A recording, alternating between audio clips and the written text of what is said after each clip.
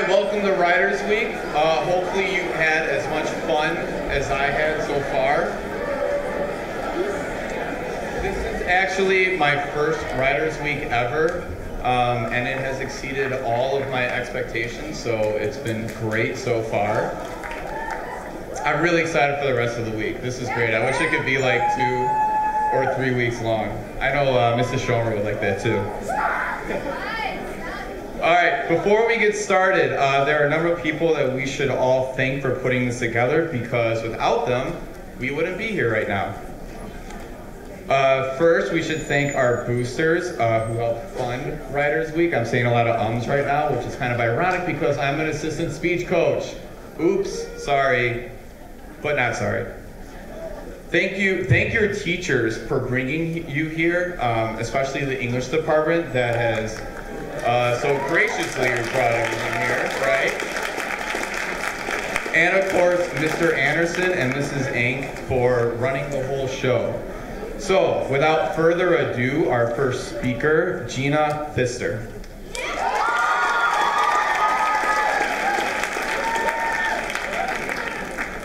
Hi, I'm Gina. I'm a senior, and I'm going to read a piece that I wrote about my grandpa. Ornery. That word is synonymous with my grandpa Donald Duck Dodson, as we call him. And it holds true. He acts as the television ghost who secretly changes the channels with his extra remote. He insists on using tissues as napkins, and if my sister spills something at the dinner table, he will tease her for it 5 years later. Believe me, I have witnessed this. As any good grandfather is, he is the jokester, fun-loving and tolerant. I have boundless innocent memories with Grandpa. Our relationship consists greatly of teasing each other. If he pokes fun at me, you can bet I will serve it right back to him. We also fight over the blue leather recliner that presides over my grandparents' family room. Whoever is in position of that lazy boy officially has the upper hand. So naturally, that means me. And every night before bed, when I would visit, I would give him the hardest hug my little muscles could muster. I'm talking about a boa constrictor squeeze until he can no longer breathe hug. When we were not joking around, Grandpa would recount to me the content in the Civil War and World War II books that lined his bookshelves. Grandpa enlisted in the Army when he was young. However, born in 1935, Grandpa was too young to be in World War II and too old to serve in Vietnam. He felt a strong duty to serve our country in war, but his age did not make that possible. So, Grandpa does all he can to support the veteran effort. One way he does this is by immersing himself in history and passing on his knowledge to me. When I was not immersed in one of Grandpa's history lessons, he would let me tag along to his shed and show off his outboard motors and old cars. The shed is oily, dirty, and smells like old gasoline, and when I'm in there, I cannot imagine anything better. It is there that Grandpa will sweep me away in stories of his past. His face lights up as he recounts tales of his life. During my last visit, Grandpa told me a new story. This one was about arrowheads. When my mom and uncle were little, Grandpa would take them hunting for arrowheads in a field near their house. Grandpa is quite an expert at finding the skillfully chipped rocks. My mom and uncle, however, had much more trouble spotting them. So, when Grandpa's keen eye caught sight of an arrowhead poking through the dirt, he would innocently suggest, "Kids, why don't we check this area?" This way, they could be proud of what they thought was their own find. After his tale, Grandpa showed me a book he had on arrowheads. I sat back on the couch, only because I had allowed Grandpa to have his recliner, and I flipped through information on arrowhead sizes, shapes, and materials. "You can take that book home with you," he told me. His kindness got me thinking. I no longer hug Grandpa as hard as I used to because he is not as durable as he once was. My throwing arm is now far better equipped to nail him with a snowball, and his storytelling takes place inside more often than in the shed. As we have both grown older, some things have changed, but every moment is just as meaningful and reveals this about Grandpa. As ornery as he is, deep down he is a big teddy bear, the Build-A-Bear kind, with a red heart inside filled with love. Some may think that his roundish torso comes from his diabetes, but I know that actually houses a heart that is 3 sizes too big. Nothing else could explain why he would help his children spot arrowheads, and let them feel the joy of finding them on their own. Nothing else could explain why he would give me his Arrowhead book. Nothing else could explain why he would be so passionate about sharing stories with me. See, it is not your accomplishments that define who you are. It is not the things you say that make people like you. If your actions are true to your heart, that is what will inspire people and have an impact on them. Grandpa did not serve his country in a war, but he has inspired me to see the importance of learning history. He has passed on to me a love of nature, and he has made me feel special every time he let me get my hands dirty in his workshop. He has exemplified passion and a kind heart, and it is not just me that he has touched with his big army heart. I hear the lady nurses at the hospital simply adore him. Quite the ladies' man he is. But in all seriousness, this is a testament to the rare talent he has of being able to brighten anyone's day with the crack of a joke. No, Grandpa did not go to war, but he has and continues to make an impact on me, just with the way he lives his life. We, too, do not have to single-handedly cure cancer or end war to make a difference. We can all make a difference just by being grandpas to someone else. Thank you.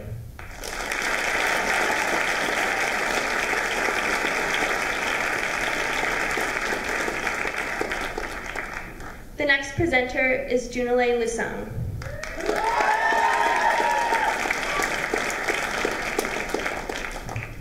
Hi, my name is Junalei Lusung, and I'm a senior.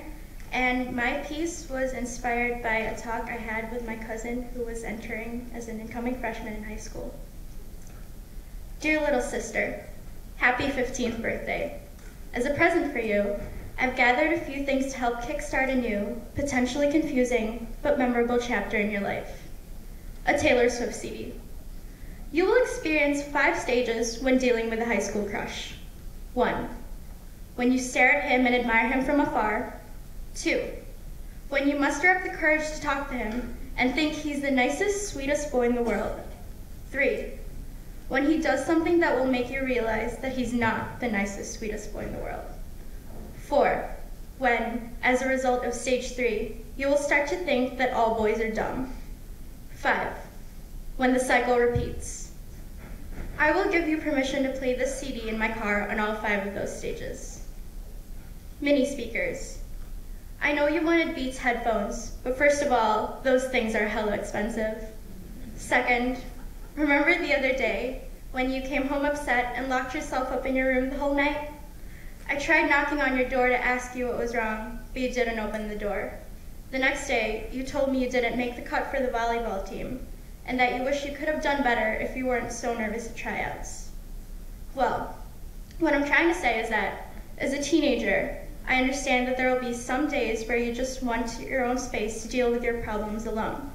However, there will be days when you just need to open up and talk out your problems with someone, because it will be too much to keep to yourself. A pair of noise-canceling headphones forces you to keep the music you listen to a secret, while speakers force the words out of you through song. It can become your mouth when you cannot speak for yourself. Know that your music will not fall into deaf ears. A light bulb. I heard you complaining about how hard it was to Snapchat in your room because of the dim lighting, so here you go. But as you turn your new lights on and find yourself staring at the mirror, I want you to look at that girl staring back at you. I want you to look at that mirror and meticulously identify every single flaw she has, and then silence those critical thoughts. Because while all you might see staring back at you is a girl with coarse, untamed hair or short, pudgy legs, what most people see is a girl with bright, optimistic eyes and a naturally comforting smile. I hope that this light bulb illuminates the wonderful qualities in you that you had trouble seeing as a result of the dim lighting in your room. Little sis, I cannot guarantee you that boys won't break your heart, because they will, or that you won't feel the need to lock yourself up in your room some nights, or that you won't have days where you look at the mirror and dislike what you see. But what I can guarantee you is that you will never be alone when you need company. I want you to know that you will always have someone to sing Ed Sheeran's part in Everything Has Changed, someone to shamelessly dance with as you blast music in your room at midnight, and someone to drive you to Home Depot when your light burns out. I'm just a knock on the door away. Again, happy birthday. Love, your big sister. Thank you.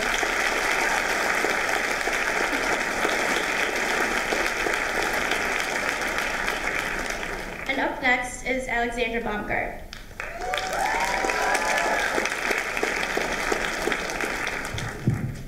I'm Alexandra, I'm a senior, and this is part of the beginning of a book I wrote this November for National Novel Writing Month.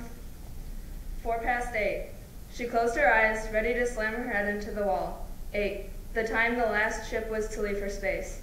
The rumbling that woke her, that was the spaceship. Everyone, save unworthy felons, was gone. 10 new messages from her sister. She skipped to the last. Where are you? I'm trying to delay the launch, but... Garbled, gruff voices, then nothing. She stared at the phone, then threw it at the wall. There was no one to call. They'd all left her behind, stranded on this doomed planet with a bunch of cons. And she, a lawyer. Of all the days to oversleep, a buzz sent sparks down her spine. She retrieved the phone. One new message. Hello. She blinked. Who is this? She typed. An old friend. She laughed. Was there really a friend to meet up with here? Another message. Of course, I'm sure you never felt that way. She frowned. What's your name? Where's the fun in that? If this was some sick joke, just tell me. When do I ever just tell? There are much more exciting options. She pushed the phone away. She knew someone who talked like that, whom she hoped never to face again. Did he know she'd missed the launch? Was she his target, now that the law couldn't protect her? She shivered. Ah, you've guessed who I am. I'm flattered to have been so memorable. She did not touch the phone. Perhaps, if he thought her in space, he'd stop. I know you're still here. Still, she refused to respond.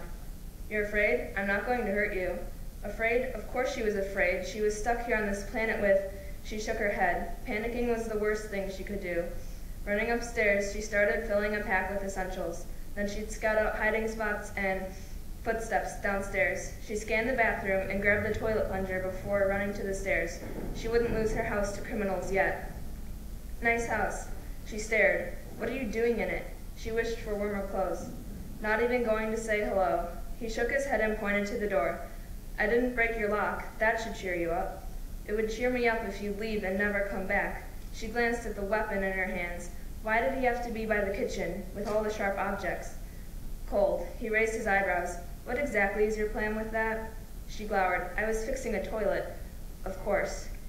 She edged her way downstairs. The pangs of hunger in her stomach grew to a sensation even worse.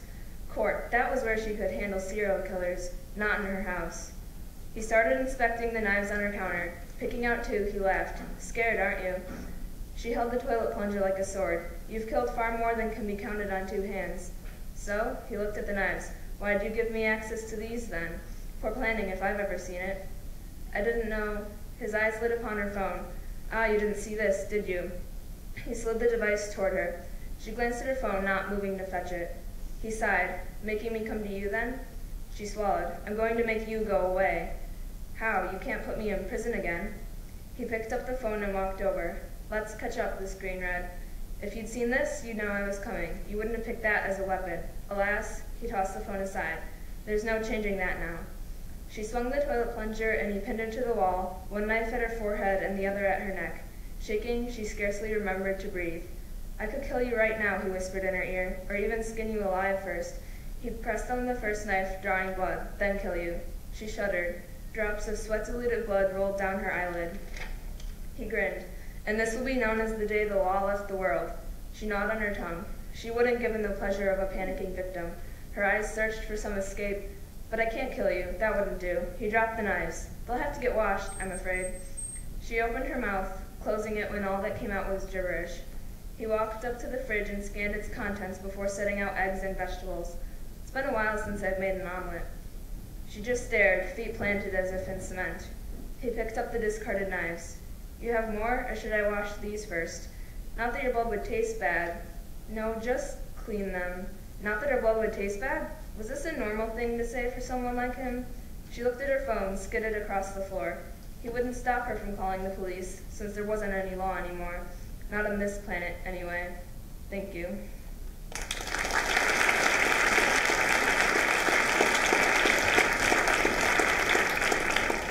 The next presenter is Jessica Holzhauer.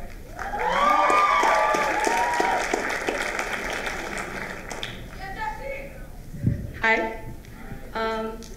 So I wrote this piece as an assignment for Mrs. Ng's class called Long Limbs, Awkward Haircuts, and Other Teenage Drama. This is a story I've never told before, not to anyone. Looking back, this meaningless story about preteen romance seems trivial. Of course, many wouldn't consider what I'm about to explain a milestone in my life, so to speak, but at the time held one of my biggest life's tragedies. I was 12 and going into 8th grade, young for my age. Old pictures would show my awkward, lengthy limbs and my catastrophic side bangs, but that summer I was on top of the world. Summer camp at the Park District was a realm I dominated quite well, as I was a returning alum and one of the eldest in the bunch. Nothing that summer was going to bring me down, or so I thought. Being only fresh out of 7th grade, the thought of speaking, let alone dating boys, was kind of foreign to me. Sure, I had friends that were boys in my classes, but as far as I was concerned, boys still had cooties. Frankly, at that time, Justin Bieber was the only boy stealing my heart. This was why it shocked me when I heard a rumor going around that some boy had a crush on me. That whole day, I just could not believe it.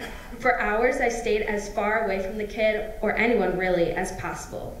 Why me, I wondered. I was pretty positive I had never spoken 2 words to this kid, and now he wants to hang out sometime, whatever that means. I remember sitting in a corner, sort of pouting for the whole afternoon, feeling a mixture of horror, surprise, and a tiny bit of flattery. Maybe. What was I going to say to this boy, I wondered, if he truly did ask me out? I was not even a true teenager yet, for Pete's sakes. This was so not on my summer bucket list. Suddenly I glance up and see my friend staring at me with a grim expression. He wants to talk to you in the corner, she said, with the tiniest bit of pity and envy in her voice. I was speechless. I was glued to my chair, a statue, not possessing the willpower to stand myself up. Then it was all a blur.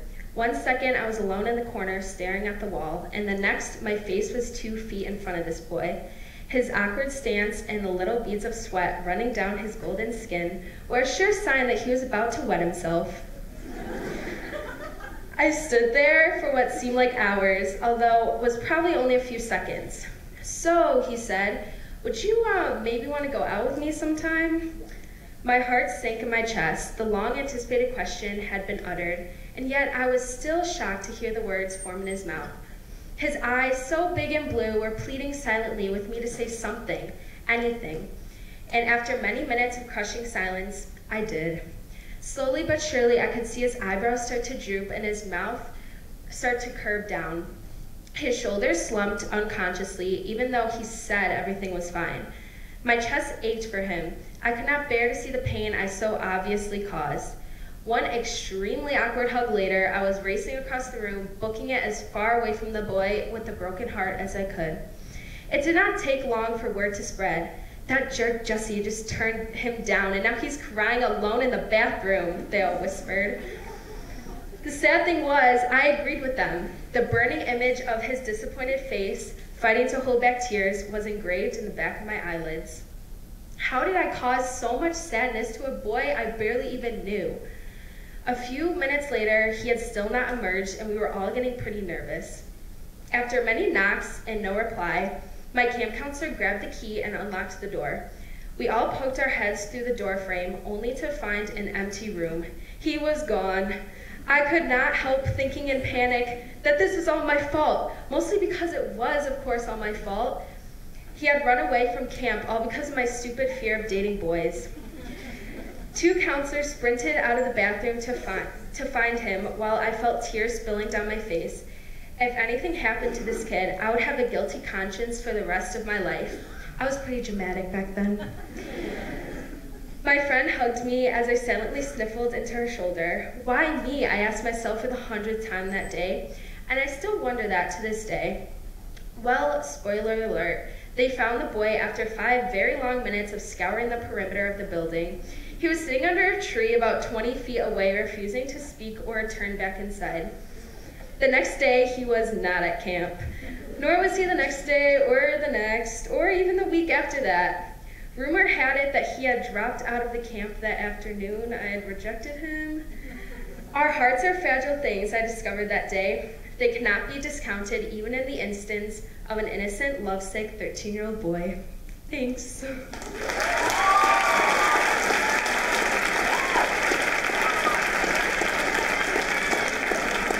Next up is Will Como.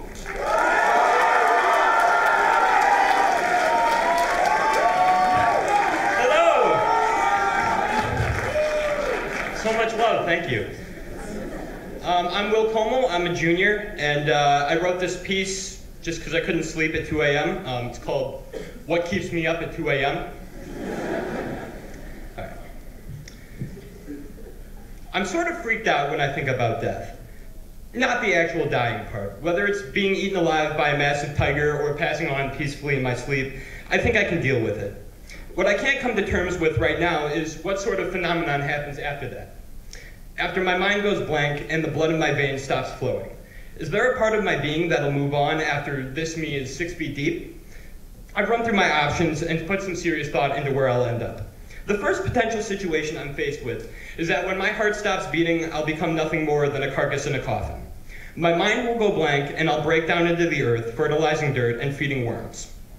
If this is the case, then when my future arch nemesis shows up with a smug look on his face to take a shit on my tombstone, I won't care because I'll be dead.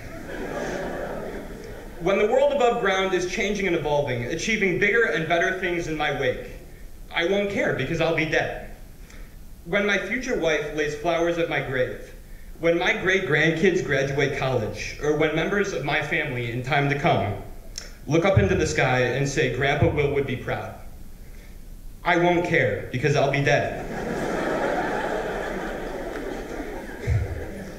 I'm terrified at the idea of becoming a distant recollection of what once was. But let's say after the hospital monitors sound their last beep, I end up at the gates of heaven. I don't feel the need to elaborate on why hell would suck, so for today, let's just assume the best and roll with it, okay? So I get to heaven, and I walk through the gates of pearl, down the streets paved with gold, and along the walls of precious jewels. My heavenly mansion awaits as choirs of angels sing divine harmonies. Every day will be like this. Every single day will be like this. Although I really shouldn't be concerned when it comes to any sort of heavenly paradise. What is the meaning of life if every day is already perfect? What about the color, the conflict? And won't I miss it here on earth? I mean, look at what I've done with my life so far. I have a loving family, the best friends anybody could ask for, a wonderful education here at Fremd, and so many other personal things I've accomplished that I'm proud of. I have no idea what my future holds, but I bet it's going to be hard, and I bet I'm going to love it. I'm in the process of making my mark on this world, along with all of you. Why would I want to start from scratch in a world that I can't leave a mark on? It's already perfect, and it will continue to be perfect, regardless of where I end up or what I do. Everything around us is my ideal heaven. My heavenly mansion is at 3420 Richney Lane, not somewhere above us. Hearing my favorite people on earth say hi to me in the halls is more of a seraphic sound than any choir of angel could compose. And sure, I'll grow older and go to college, get a job, leave this place, but you better believe I'll continue to leave my mark wherever I end up. I'm scared to death I won't be able to etch my name into heavenly pavement. So let's consider reincarnation. If this option is the case, my soul will carry on after I pass, and I'll take on a new physical existence. I could take the shape of a blade of grass, another human, or a 7-ton elephant. There are so many forms I could take, it's extremely overwhelming. What if I do turn into a blade of grass? What would that be like? It sounds awful. Living my life rooted in somebody's front lawn until they come around with a mower to slice my head off. Right now in California, there is a 4,841-year-old tree. The poor soul that picked the old California tree out of the incarnation sorting hat could have lived 50 separate human lives by now. Instead, however, it took the form of a tree, and as we speak, it just sort of sits there like it has for almost 5 millennia. I don't know about you, but I'm not so eager to spend 5,000 years rooted into the earth leaking sap. Even worse than the idea of living an excruciatingly long life as a tree, what if we're reshaped into a mayfly? If you don't know, the mayfly lives for approximately 24 hours, then dies. 24 hours to live? What sort of satisfaction could I ever get out of that? Let's say I do become a mayfly and I get squashed.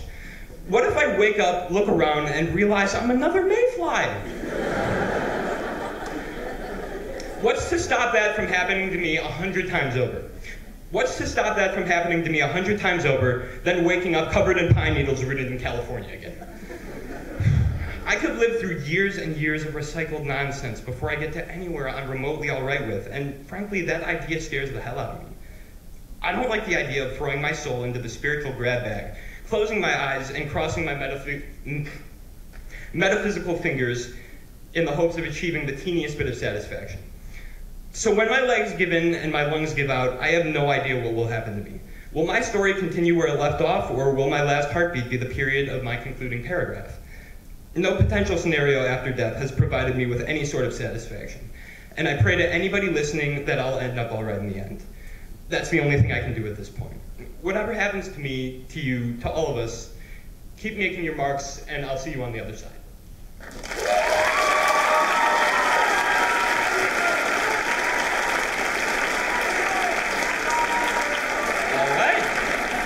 Next up is the lovely Jessica Kopek.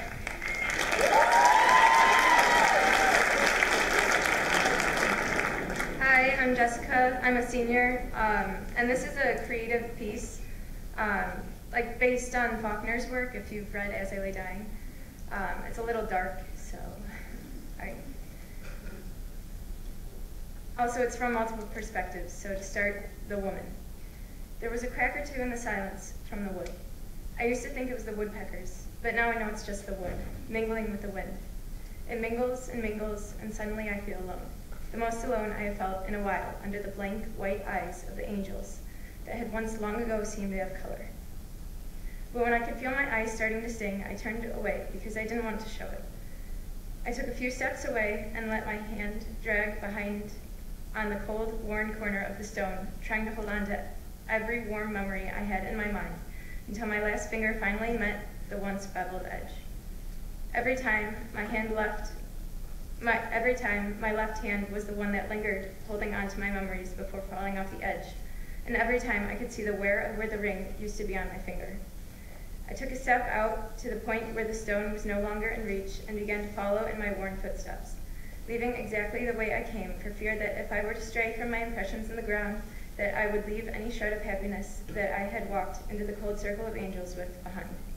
Fear is what drove me to the way I am, fear of being so alone again as I was a while back, even though now I know no matter how I walk back, it will be all the same.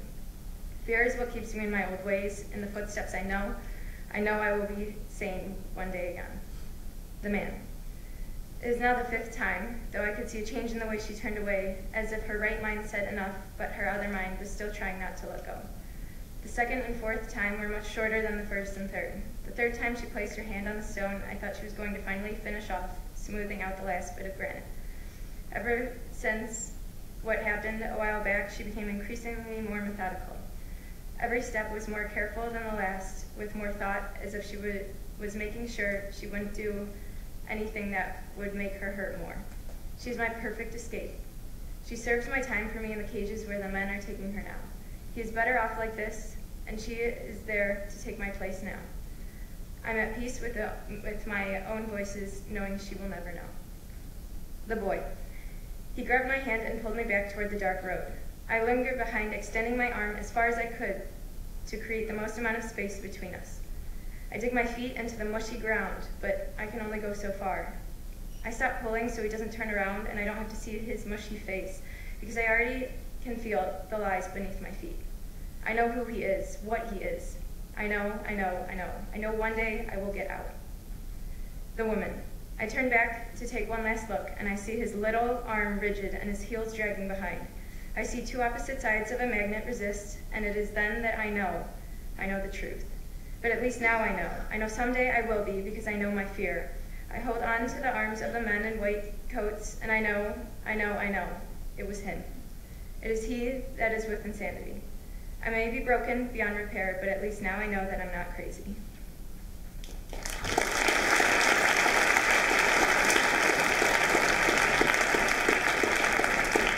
Next up is Christina Miller.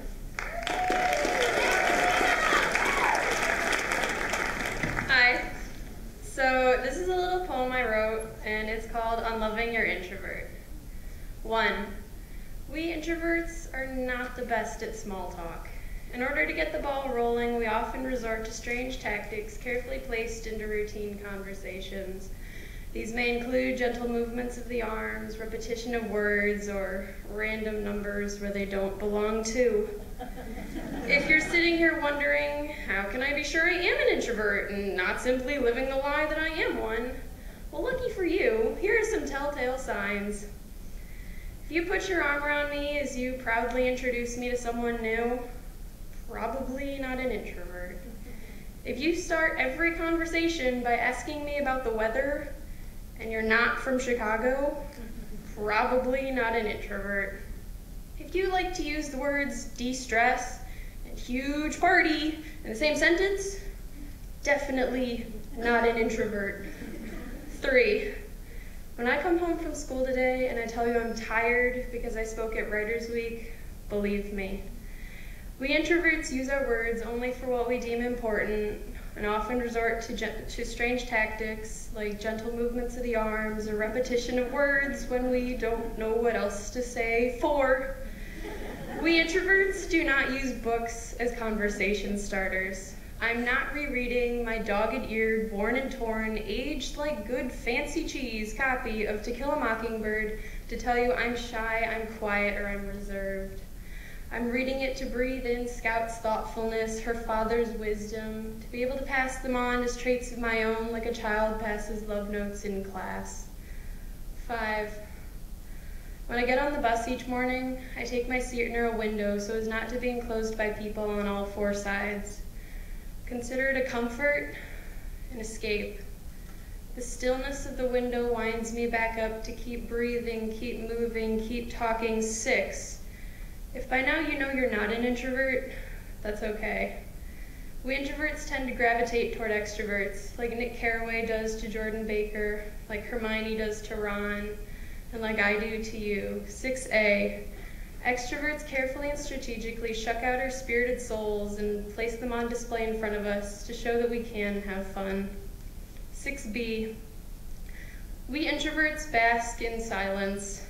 We don't need knotted tongues and garbled syllables, forced conversation when there's meant to be none. Quietness is okay. For you to gaze at me the way you do the summer stars, words feel like dawn's fingers slowly pulling you away from me. 7. Text messaging prevents vocal cords from snagging on my shoulders, from burrowing in my collarbone. The weight of extensive sound waves pulls me under the tide as I struggle to catch my breath. Across the sidewalk of my screen, I shovel shards of words and phrases, hoping you'll catch syllables here and there to create a beautiful mosaic. I can whisper my dirty secrets to you and scream my regrets to myself at the same time. 8. When words fail, as they many times do, I drive home each night with the words still lodged in my throat. I swallow them whole. The wheels of my car kick up the dust of my thoughts that always seem to drift near you. If only I could tell you. 9. I want you more than avoiding small talk. I need you more than canceling Friday night plans. I love you more than taking quiet trips to the library. But when the world screams so loudly that my words again are stuffed back down my throat, when I'm drowning in phrases I so desperately need you to hear, just know that I'm here, and I'm listening. Thank you.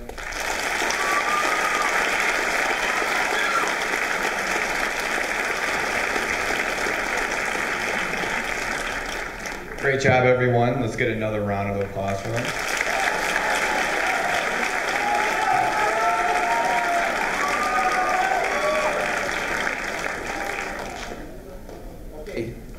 Is this one on? Oh, perfect. All right. Hey, how's it going, guys? All right.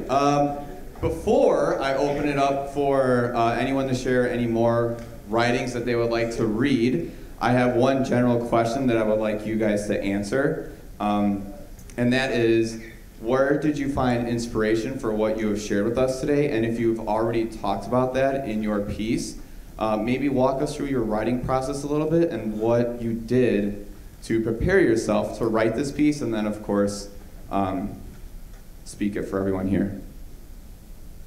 I guess my inspiration was I like a lot of crime TV, so. Mine wasn't really based on anything. Like, I don't have a boyfriend, so I didn't really base it off of that. But I saw something sort of like it on button poetry on YouTube one day, and that's kind of just what started it. Again, it was Faulkner that inspired me to write this.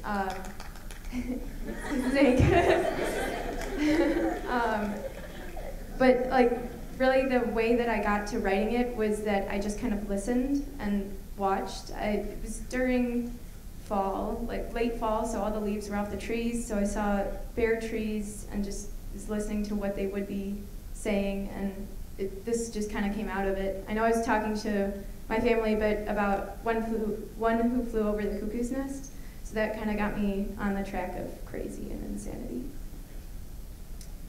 I really honestly just couldn't sleep when I wrote mine. So I was up at 2 a.m. and I was really just tossing around ideas in my head, and I was like, I really want to capture this, get this all down on paper, just because I'm curious to see what the final product would look like. So I just got out my Mac and typed up a paper, and there it is. Well, this was an assignment, so I guess Mrs. Ink. But,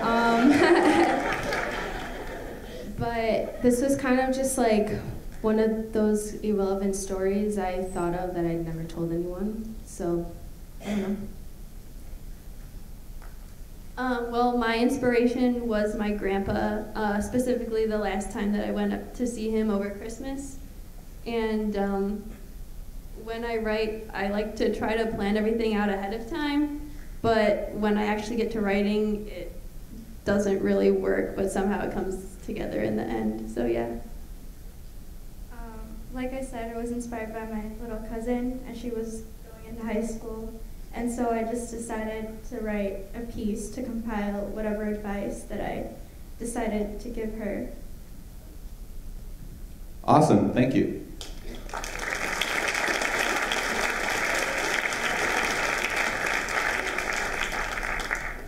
So we have a little bit of a time left here. Does anyone like to share anything else they may have written?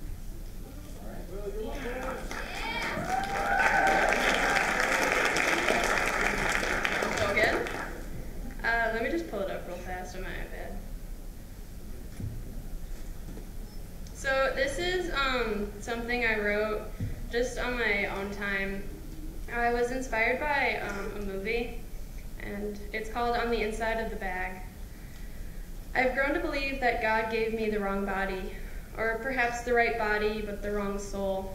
Either way, it's a soul so distraught and disconnected that it wriggles to the surface to feel the blazing sun on its face and to catch a sharp breath of fresh air. It pokes its head out, surveys the world, and crawls back home in fear.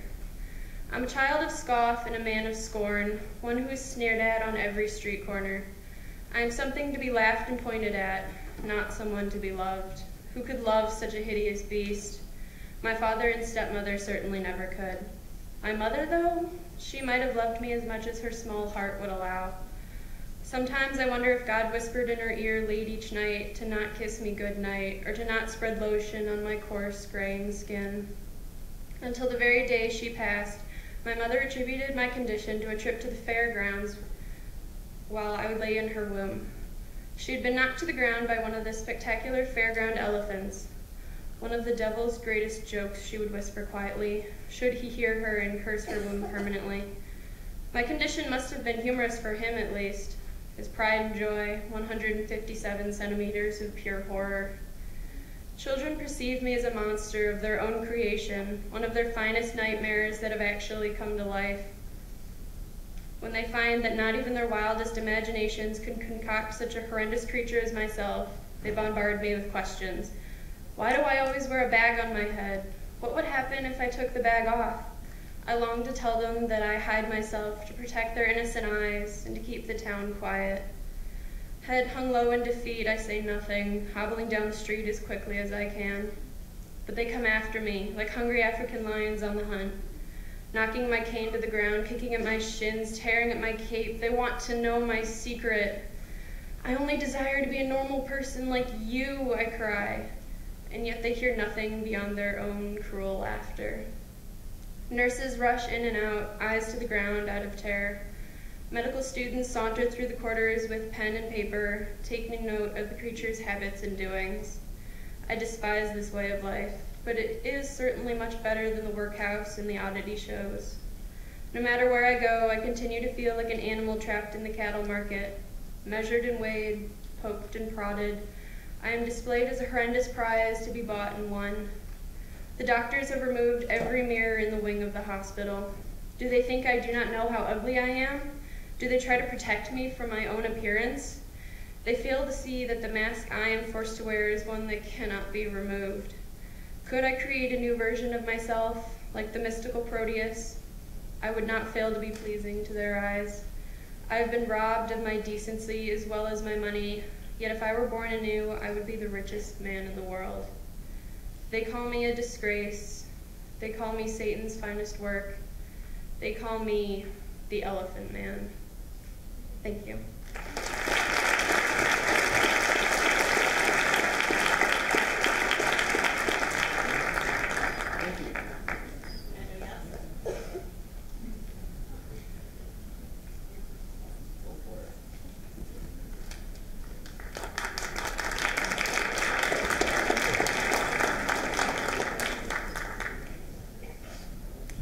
I just pull it up.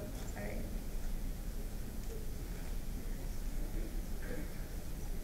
Alright. I don't really have a title for this piece, but it's a poem. I like the way you lean back when you drive. I trust you enough to know that you wouldn't crash the truck. I like the way the moonlight and the street lights illuminate your face and your reckless driving. I like the way you tense your neck in order to see the road, because you look so stupid doing it. But most importantly, I love the way you lean back when you drive, because it is a physical reminder that you are an open book.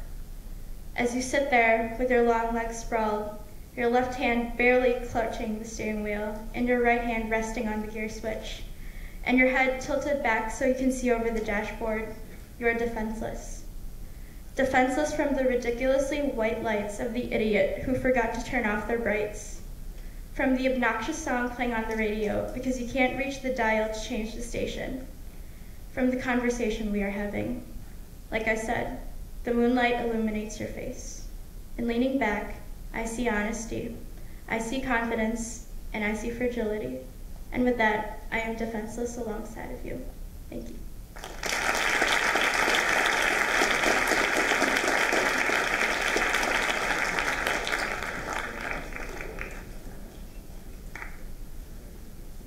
Okay, thank you once again. Awesome.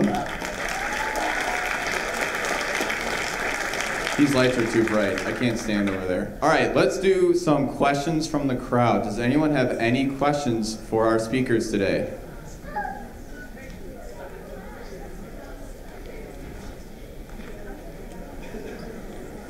Yes, nice and loud. Okay, what's your favorite genre to write? If we could just go left to right. Favorite genre? Oh, wait, I should probably give you a mic. All right, I know what I'm doing. Probably poetry. Poetry comes easiest. I don't really know. Anything really. I like funny stuff. Yeah, I don't really write. I guess just free writing whenever. I just write down what goes through my head. I don't really have a genre. I think more serious writing. Sometimes mysteries. I like it when the reader has to figure out what I'm trying to say. Poetry is always the easiest thing for me to write, but I try to stray away from that because I write so much poetry. Probably science fiction and fantasy. Another question. Really loud because you're way in the back. This is going off the thing of Will's speech. If you could all be reincarnated as something, Ooh, good question. I like that. Okay. Maybe a dragon, because they're cool and they can fly. I don't really know, but the first thing that came to my head was a dandelion. Because I think it'd be kind of cool. Like, now I'm trying to justify it, and like, if you're one of the, like, the white part of the dandelion, and you're just like go away, then you can, like, see new places. I don't know. I don't know. Probably an animal like a tiger would be cool. You can be really fast. Another human? I don't know. I'm used to it. Going off wells, probably like Beyonce. I would probably be a bird so that I could fly. Probably like a deep sea fish, because no one knows what goes on down there.